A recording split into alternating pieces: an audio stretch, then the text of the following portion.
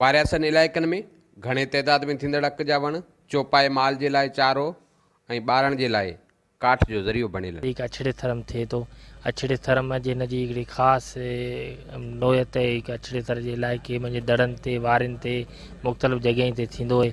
अक जे काफ़ी माल जो चारो बि आहे। अक तमामु काराइतो ॿूटो आहे, काराइतो वणु आहे। हीअ अक जो वणु ख़ासि करे माल जे खाइण जे चारे में इस्तेमालु थिए थो। जाम कराइतो आहे। हिन जी छांव बि आहे ऐं छांव बि थींदी आहे, उन माल वेंदो आहे।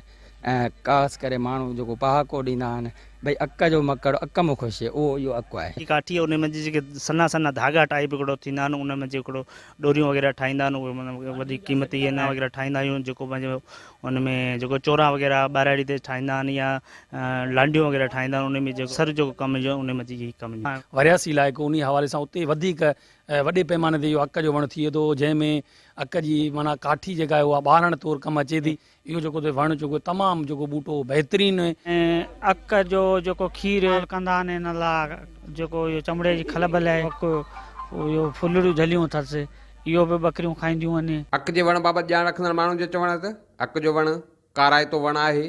अक जे वणनि जो ज़िक्र केतिरनि ई शाइरनि पंहिंजी शाइरी में सुगड़नि गुजारतनि में कयो आहे। अक ते केतिरा ई पहाका ऐं चवणियूं पिणु मनसूबनि।